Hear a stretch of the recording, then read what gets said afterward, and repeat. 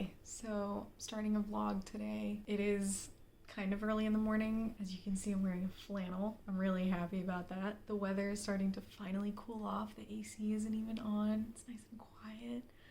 I love it. Anyways, before I start the vlog, I'm gonna read out of a book, but instead of it being my Encyclopedia of Spirits, it's going to be a different book because, as the title says, this vlog is not only a reading vlog, but it's also a Mabon prep. I've never really celebrated Mabon, but I got the Llewellyn little book. There's a whole collection of these. I've been trying to just buy one a year for the holiday or Sabbat that I don't own. So last year I got Samhain because obviously that is my favorite one. And I decided this time to do Mabon because honestly this summer has been so fucking rough that fall is all I've been thinking about. So I'm gonna read just a little bit out of it because it explains kind of the different celebrations that happen and some pagans do celebrate Mabon, some don't. And I did read a part that I thought was quite interesting for anyone who just wants a little bit more info on where it comes from. Mabon is a harvest festival, and harvest festivals celebrated more than finished work for the season. They celebrated the capacity to survive the winter. The best known of these harvest festivals was the Eleusinian Mysteries, a week-long celebration in ancient Greece that fell close to the autumn equinox. Mabon is a modern addition to these celebrations of harvest, sacrifice, and survival. While Wiccans often think of Mabon as pagan Thanksgiving, those who recognize the dying god myths inherent to the holiday may also acknowledge it as a sort of pagan Easter. Mabon gives thanks not just for our food, but for the sacrifices necessary for us to survive. And then the terminology, so there was a guy called Aidan Kelly, I think. So he looked at the tale of Mabon ap Modron, the name meaning son of the mother, for what he saw as a thematic parallel to Kor, which is Persephone, another name for Persephone, which meant daughter of the mother. So Mabon was taken from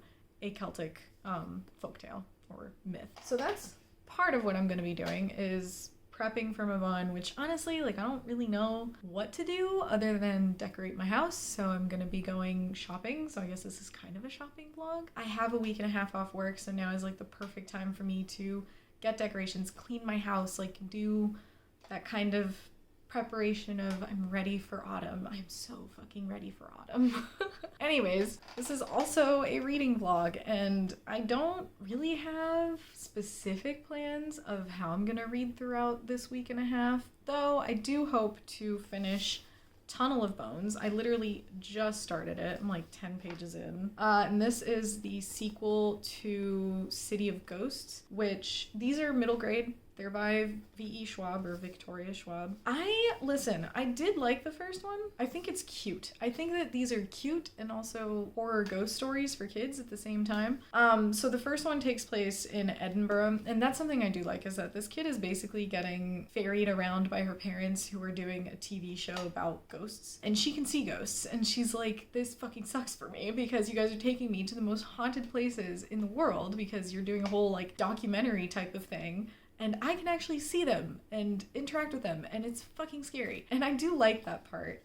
The only downside that I have on these is Cassidy isn't my favorite character. I don't know. I'm not super attached to a lot of the characters other than her friend Jacob. And that's something that I'm seeing is kind of becoming an interesting plot point, is her friend who's a ghost, should move on, but hasn't. And I don't know. I feel like that's going to come up a little more in these next books. So this is the second one. I don't have the third one. I probably am going to have to order it or something, but I do very much like it. And so far, 10 pages in, this is now taking place in Paris, which, funny enough, you wouldn't think is a haunted place, but I'm really glad that V. Schwab chose this as the next location for this family of ghost seekers. I don't even know, because indeed, Paris, and I don't know why I didn't think about it before, but there's fucking Eiffel Tower right here. But yeah, underground, Paris has catacombs, and it's actually very full of hauntings. So yes, I do want to read this, and it's a middle grade. It's only 290 something pages, I think, so it'll probably go by quick. And so the other book that I intend to read is at my library currently. I have to go pick it up. I'll probably go pick it up today.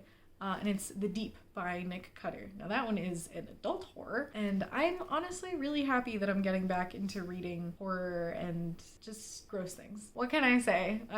Fall is coming. I need to be reading more horror, more things that are creepy and giving me those Halloween vibes. So The Deep, I don't even remember which one this is. I always get it confused with The Troop. I'm pretty sure The Deep probably has something to do with the water, just not sure what. All I know is that I've heard that Nick Cutter is really good at making things terrifying and gross, and I want that. Also, this fits the prompt for the Aurelium-a-thon that I'm doing, and this one was the only book that I could find that kind of followed the colors of the flag of my country, which was one of the prompts I needed.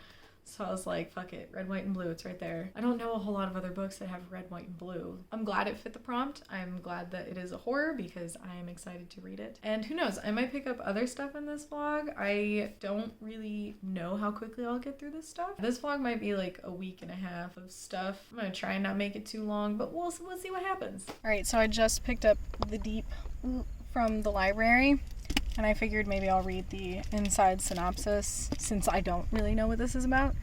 It says, a strange plague called the Gets is decimating humanity on a global scale. It causes people to forget small things at first, like where they left their keys, then the not so small things, like how to drive or the letters of the alphabet. Their bodies forget how to function involuntarily. There is no cure. Holy shit, I did not think it was going to be that. Yeah, I don't read the whole synopsis. It's longer than that, but that's all I need. I'm very excited.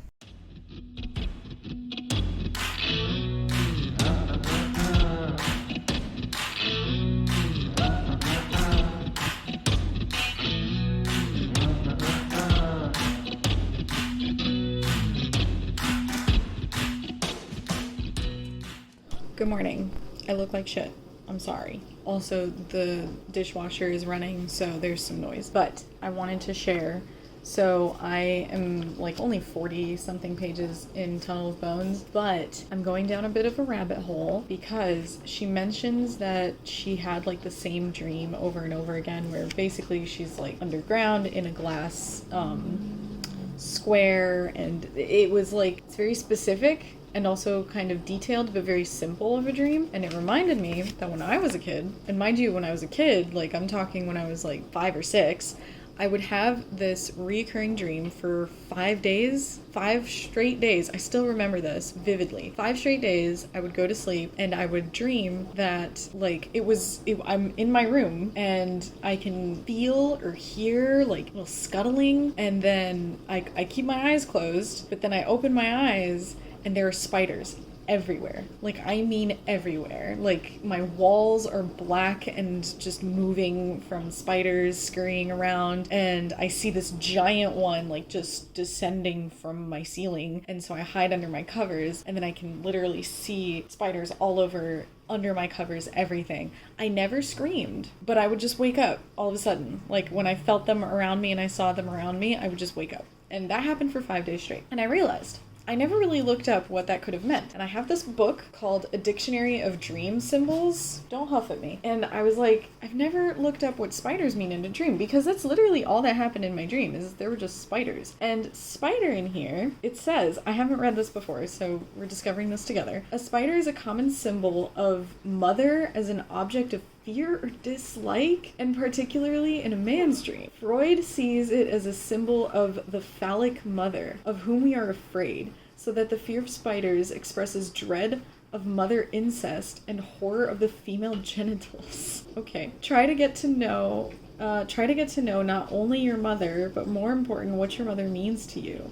One way of doing this is to converse with the spider. Hold it in your hands and ask it searching questions.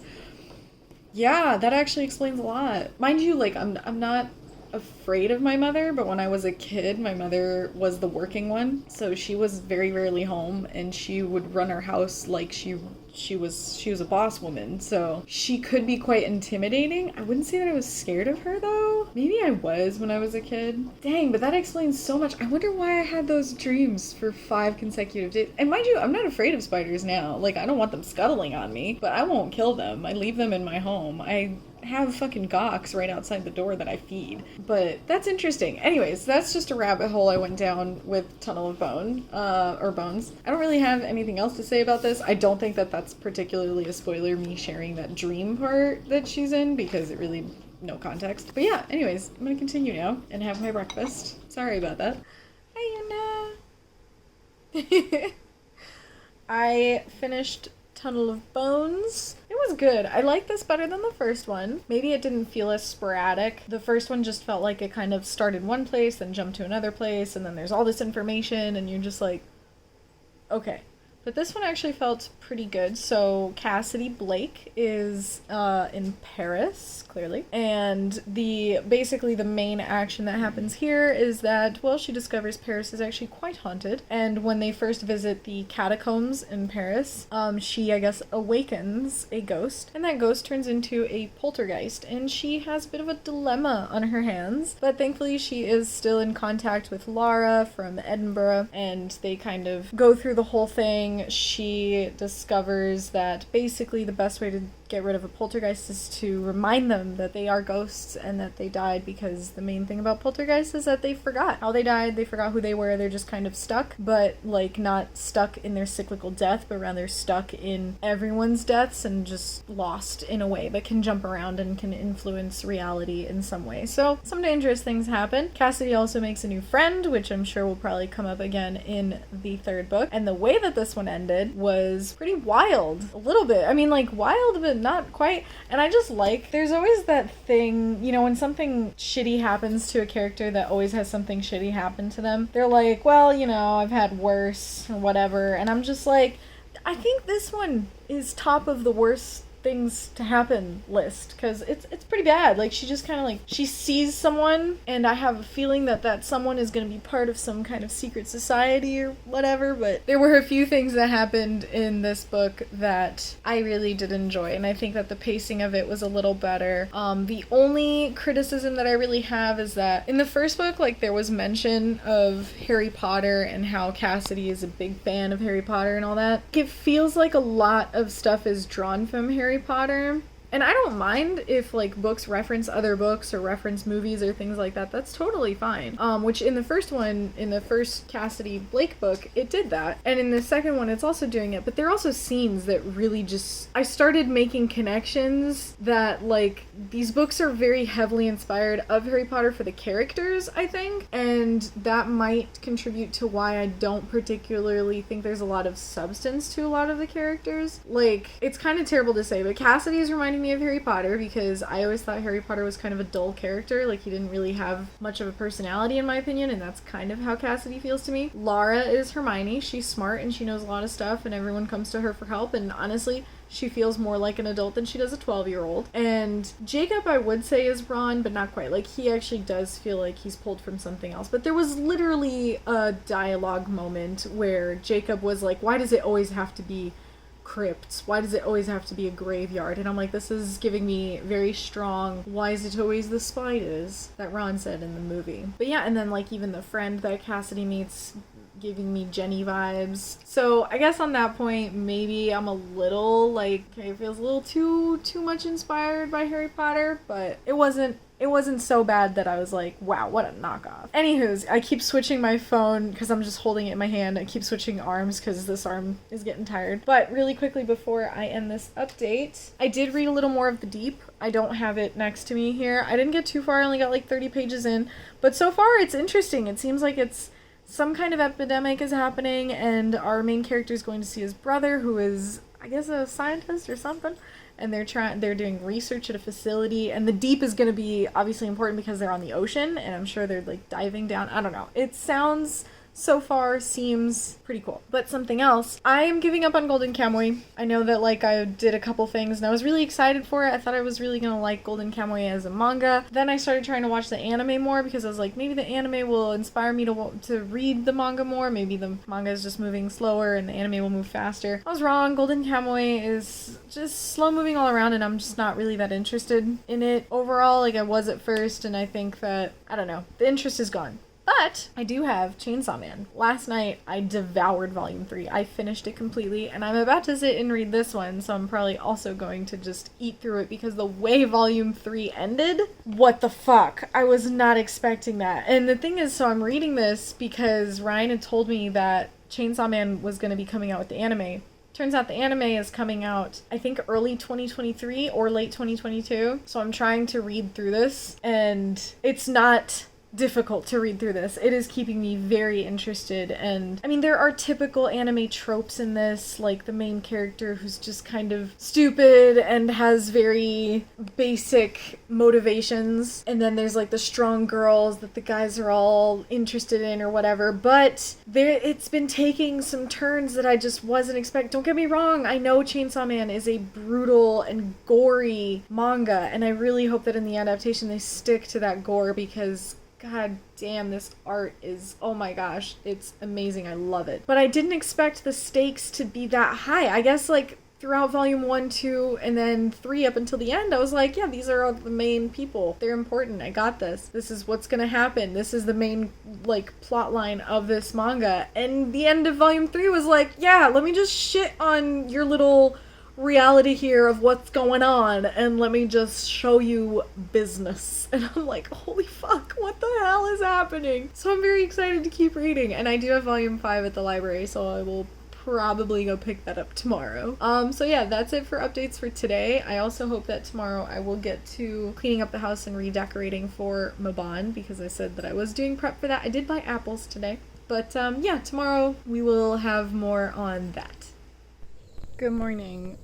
It is Friday and it's starting to get warm already, so I'm trying to just get some garden stuff done today because it's in dire need. Anywho's, I'm just gonna pick some of the plants. There were a lot of weeds. Ryan kind of cut it down. It looks like a regular lawn, but Ryan cut down the tall weeds. Please don't bump into me. And I'm gonna probably try and rake some of it off, but I'm not using any kind of like, Jesus. I'm not using any kind of like root remover or anything. So let's do this before it gets too hot.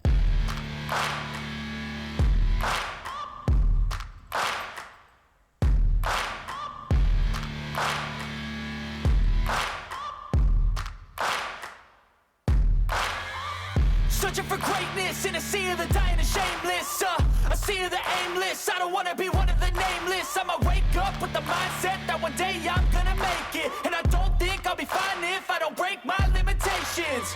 Don't try to stop me, I exist to write my own story.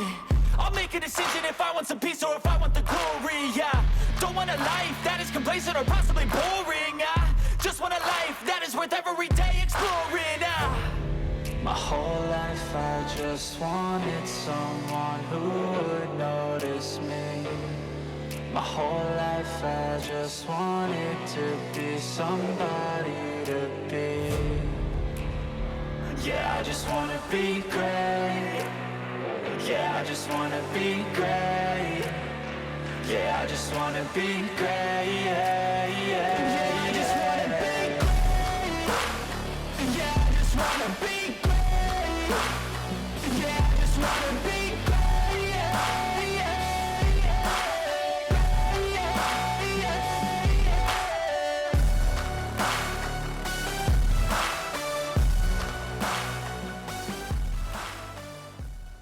I did not expect it to get that hot that fast.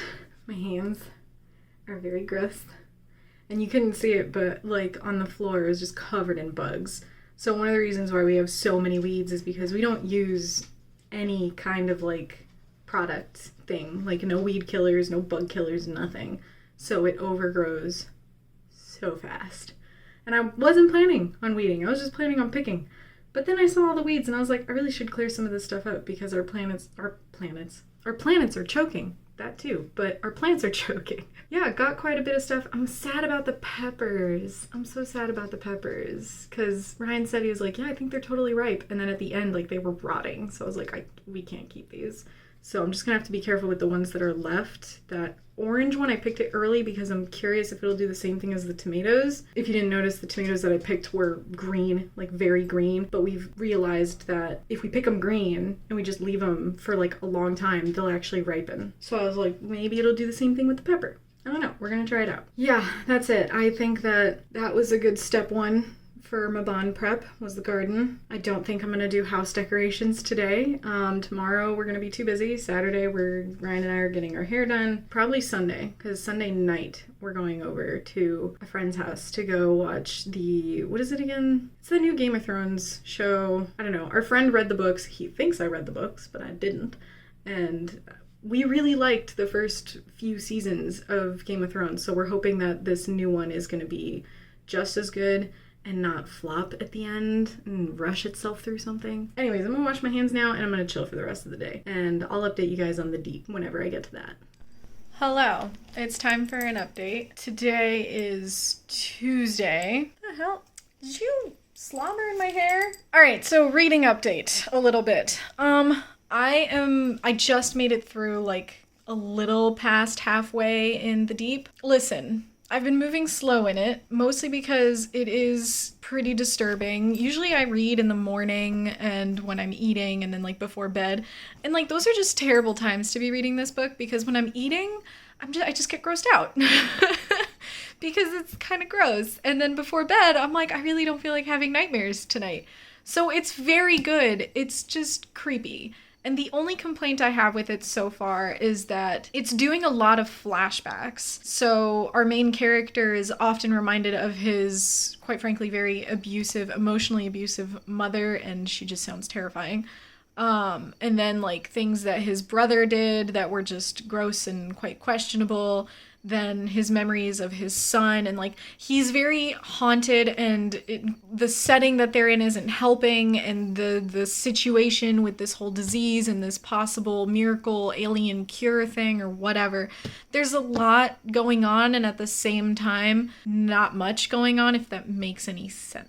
Basically, it feels like there is a story in here, but we're following a different story, even though we were set up for a plague/scientific research of cure, and now it's more of man haunted by family trauma is underwater, is how I'm going to summarize that. So I am liking it, but I am moving through it slowly. Now, one of the other reasons why I've been moving through it quite slowly is that, again, it's quite gross. So I ended up picking up other things in between that would alleviate the grossness and gruesomeness of this, which were a lot of romance books. The book that I picked up, I was like looking through my Kindle to find something a little more lighthearted to read, and I saw this recommendation for, I forget the author's name, but the book was called Give Me More, I think, and I couldn't figure, like, they're part of a series, but on Kindle it didn't say like which one was first, second, or third or whatever, so I just picked up this one. Turns out this was the third one, but I think you can read them out of order. Personally, it didn't bother me that much. So I read this one, blew through it in like a day, and it was honestly like all three of these books. So it's Give Me More, Eyes on Me, and Praise, I think. All three of these books, I think, are probably some of the best romance smut books that I've read, because not only was the smut fucking phenomenal, let me tell you, that was some hot shit, but on top of that, the character work in these books is amazing. Like, all the characters felt real and relatable, and just like not just for the sake of, hey, let's fuck. Like, no, it was, these people have their problems, they have trauma that they're dealing with, they have a past, they have things that are going on, and they're seeking connection, and you know what, they're finding it through kink. And I thought that was beautiful. I actually thought these books were quite beautiful, and I got quite emotional, especially with Eyes on Me, because that one dealt a lot with like depression and feelings of lack of control and things like that. I thought that was great. Praise dealt a lot with self-worth issues, and that goes on both ends. Like, it's not just, you know, like, oh, I don't think I'm worthy and thus I'm not kinky. No, like, even the ones that do already engage in it struggle with feeling like they are good enough for the people around them. And I don't know, I thought, again, like, these are great books, and I personally feel like if you want smut, but you tend to always feel like there is no plot, or the characters are just like, they have no personality and just have sex, I recommend these books if you want something that has more substance, because I think they were great. So yeah, I went down a little bit of a rabbit hole with those, and I was ignoring the deep. Well, I was reading like a chapter and then reading a whole ass fucking book, like one of these three. And then I'd go back to the deep. But now I'm like, okay, I really need to focus on this book because I want to finish it, because realistically, I should be able to finish my Aurelium TBR. Oh, yeah. And I also read Chainsaw Man Volume 5. I have it. Hold on. Look at that. It's so pretty. Oh, I'm sorry. With the glare from the window in the back. Look at all those colors, though. It's fucking sick. So I have to say, this manga, I am loving it. It is so gruesome. And at the same time, like, this has an impressive... I can just feel like the story is going to be real good. Let me just show... I mean, it's kind of a spoiler, but not really. It's just a very gruesome scene. Look at that. Look at that violence. I love it. Yeah, I am very interested in Chainsaw Man. It's definitely taking turns that I was not expecting, where I thought we were following one plot line, now we're following another one. But Volume 5 especially, we're seeing a new character that I knew. I was like, you're fishy. You seem too nice. You're fishy. And I was right. There's something. I mean, I don't know what they're up to yet, but they're up to something. Okay, so that's it for a reading update. And now I am actually going to do the Mabon stuff that I said I was going to do. So I'm going to show you guys what I bought fucking like a week ago now. It's just been sitting in a bag. Okay, so I didn't get very much stuff because for fall and winter, I actually have quite a few decorations. I have a whole box. You'll see it later. But I got more fake flower stuff. Got these. Actually they're really pretty. Then I got these. I love fake flowers because they never die. It's great. I got more garlands. And then I got this really cool sign. Ta-da! I have this guy. Oh yeah, I got more pine cones. They're fake pine cones, but yeah, they have like little, I don't know what those are, like mini pumpkins in them. It smells really good. I got another skull, and it has like the markings on it, like the anatomical parts of the skull or whatever. And yeah, I'm really happy about that.